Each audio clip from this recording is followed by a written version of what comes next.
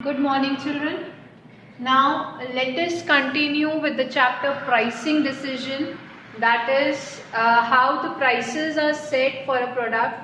This is the second P of marketing mix. The very first was the product, and the rest two are the place and the promotion. Each P of marketing is very important to understand in detail because each P plays an important role, and other three P's are dependent on that particular P. Like product is dependent upon pricing, promotion and place. Pricing is dependent upon product, promotion and place. Then the other twos are also dependent on the rest of the two. So now children, yesterday we learned about what basically a pricing is. We started the chapter yesterday. Pricing क्या होता है? Pricing को decide करते time there are certain components which are to be kept in mind. Then क्या objectives है pricing set करने के, क्या इंपॉर्टेंस है, ये सब हमने कल डिस्कस किया था. Today we will be discussing about the factors affecting pricing, कि कौन कौन से फैक्टर्स हैं जो एक प्रोडक्ट के प्राइसेस को सेट करने में अफेक्ट करते हैं, एक प्रोडक्ट के प्राइसिंग को सेट करने के लिए इंपॉर्टेंट रोल प्ले करते हैं. तो the factors are divided into two parts, internal factors and the external factors. What are internal factors? Internal factors are those factors which are under the control of the organization. ऐसे factors, ऐसी forces जिस पर आपका control है are known as the internal factors, and वो चीज़ है जिस पर आपका control नहीं है are known as the external factors. But both these factors are to be considered while deciding the prices for the products. There are certain points which we will be studying in internal factors, under internal factors. And in the same manner there are certain heads which we will be studying under external factors. So let us first discuss the internal factors for pricing. The very first is the objective of the firm. जब भी आप price set करने जा रहे हो, आप being a top manager or being a marketing manager, you should keep in your mind the objective of the firm. कि क्या ऑब्जेक्टिव है बेसिकली फर्म का, whether the firm wants to have a big market share, या firm छोटे से कम time में बहुत ज़्यादा प्रॉफिट अर्न करना चाहती है, या फर्म चाहती है कि मार्केट में वो स्टेबल बनी रहे. तो whatsoever the object of the firm is, firm profit maximization चाहती है, या firm maximum return on investment चाहती है, या फर्म जल्दी प्रॉफिट अर्न करके मार्केट से आउट होना चाहती है, या फर्म चाहती है कि मार्केट में बनी रहे. So whatsoever the objective of the firm is, that objective should be kept in mind while deciding the price for the product. The second factor which affects the pricing is the role of top management. Top management also plays a very important role because everything is decided by the top authorities, the higher authorities, the hierarchy. So this is the responsibility of the marketing manager to discuss each and everything with the top officials कि आप ये cost है product की, इस according आप prices को set कर सकते हो, being by keeping the objective of the firm in the mind. तो role of top management is also very important while deciding the prices for the product, because अगर आप बीइंग अ मार्केटिंग मैनेजर आपने set कर दिया and you have not consulted the top management, तो हो सकता है कि टॉप मैनेजमेंट आपकी पॉलिसीज पर, आपकी स्ट्रैटेजीज पर ऑब्जेक्ट करे. तो it is better, before deciding the prices, you should consult the top management, top managers as being the marketing manager of the firm. Next is the cost of the product. अब cost क्या आ रही है? This is the very important factor. Cost आपकी क्या आ रही है? जो cost of production है वो क्या है? It should be kept in mind while deciding the prices for the product. आप cost को ध्यान में रखते हो किसी भी product के price को set करने से पहले. Then product differentiation. If you are providing, suppose if your cost of production is high, then you can set the high prices, and if the cost of production is low, cost of production कैसे निकालते हो? The quantum of production से, जितना production आप कर रहे हो उसको आप टोटल कॉस्ट से जब डिवाइड करते हो तो आपकी पर यूनिट कॉस्ट आती है children. So if you are doing production on the large scale, so you can keep your prices low, but you are doing the production on a very low scale, then the prices should be high. Then the next is product differentiation. Product differentiation is different. क्या different है आपके product में? If you are providing anything which is different from the market, which is different from your competitors, और आपको लगता है कि the public, the customer will accept this differentiation, then you can easily set the high prices for your products. मतलब अगर आप कुछ भी अलग दे रहे हो, मार्केट से हट के दे रहे हो, तो आप ज्यादा प्राइसेस चार्ज कर सकते हो. Then next is the marketing mix. What marketing mix is? Marketing mix क्या होता है? Marketing mix comprises of the 4 P's of marketing: product, price, place and promotion. तो प्राइसिंग में आप ये देखते हो कि जो बाकी के 3 P हैं वो आपस में कॉम्प्लीमेंट करें, वो प्राइसिंग के साथ कॉम्प्लीमेंट करें.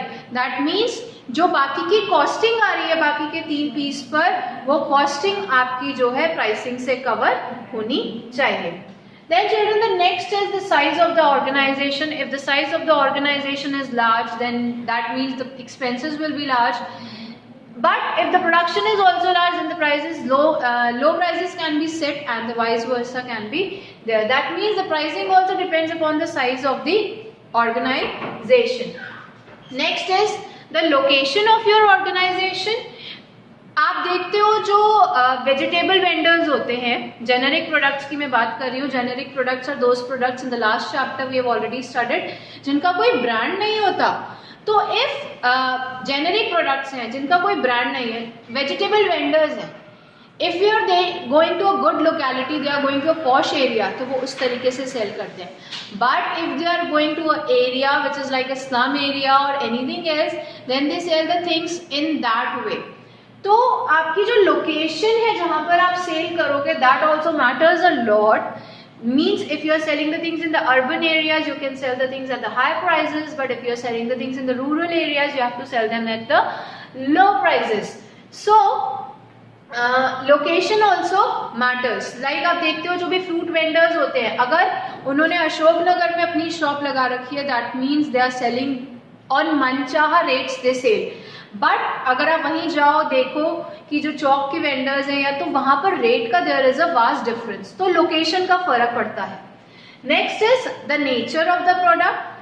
प्रोडक्ट का नेचर कैसा है? अगर प्रोडक्ट का नेचर ऐसा है कि गुड्स बहुत जल्दी खराब हो जाने वाले हैं, पेरिशेबल नेचर के हैं, तो prices should be set low. But if the goods are of non perishable nature, durable nature के हैं, तो आप उस अकॉर्डिंग चीजों को कंसिडर करके, अदर फैक्टर्स को कंसिडर करके you can set the prices. And the last is the promotion expenses. जितने भी प्रमोशन के एक्सपेंसेस आपने किए हैं, उन प्रमोशन के एक्सपेंसेस को you kept in mind first of all, and after keeping that in your mind you set the prices of the products as per that. If the promotional expenses are very high, the prices are set accordingly, and if the promotional expenses are low, the prices are set accordingly. These are the internal factors, that means they are under the control of the marketer. इनको वो अपने according mold कर सकता है, change कर सकता है. But there are certain external factors, and external factors are those factors which are not in the control, which are out of the control of the marketer, जिस पर मार्केटर का कोई कंट्रोल नहीं है. वो प्रिवेलिंग है कंडीशन मार्केट में, तो आपको उसको एज इट इज एक्सेप्ट करना पड़ेगा. You can not change that particular situation into your favour. The very first factor is the demand for the product. If the demand for the product is inelastic in nature children, inelastic means कि prices कितने भी बढ़ जाए, product की demand change नहीं होती.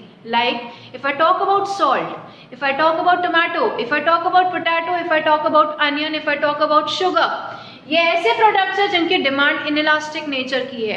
That means prices कितने भी चेंज हो जाएं, बट इनकी डिमांड चेंज नहीं होती. तो if you are selling the products of inelastic nature, then you can set high prices. But if the goods are of elastic nature, if the demand is elastic in nature, then you have to set the prices at a low level. So demand plays a very important role in setting the prices for the product.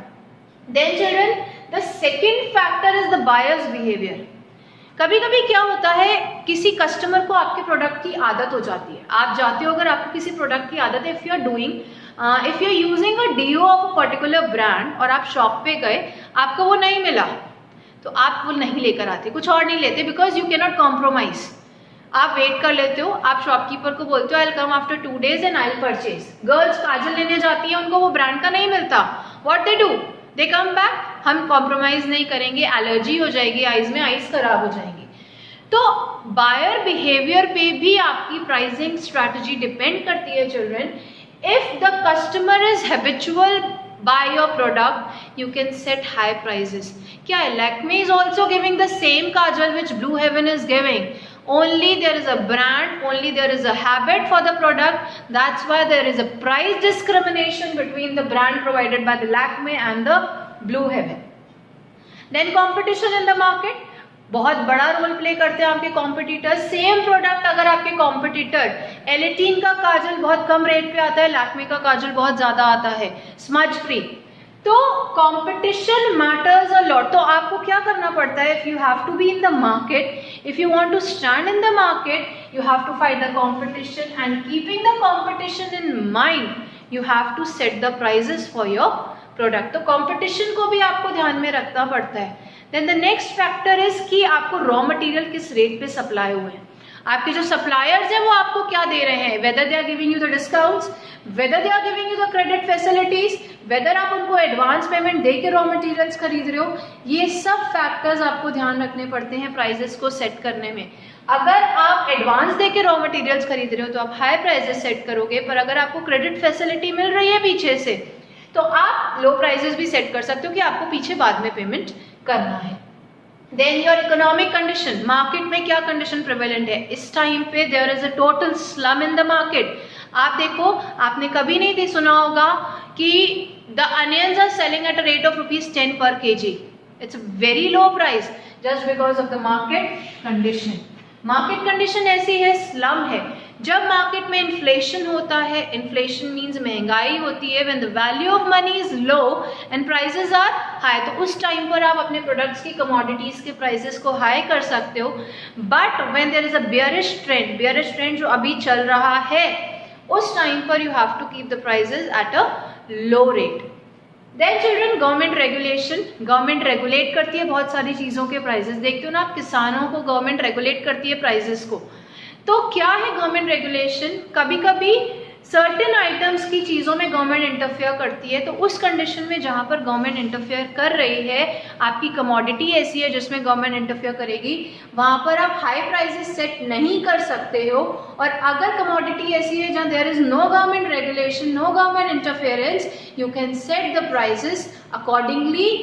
High रखना है या low रखना है, totally depends upon the marketer. So these are the certain factors, internal and external, which are to be kept in mind while deciding the prices for the product. Now children, our next topic is the various pricing strategies and the methods which are adopted by a firm for setting the prices of the product. अब कौन-कौन से methods हैं? तो pricing policies are divided into four categories, sorry children. Today we will be discussing only one, that is demand based pricing. What demand based pricing is? Yes children, now the pricing strategies, the pricing policies. The very first pricing policy is the demand based pricing. What is demand based pricing? The pricing which depends upon the demand for the product is known as demand based pricing. वो pricing जो demand के basis पे set की जाती है is known as demand based pricing. You all know, you have already read in economics also that there is an inverse relationship between the price and the demand. Inverse means opposite relationship होती है, means when the prices rise, demand falls, and when prices lows down, prices falls, the demand rises, demand increases.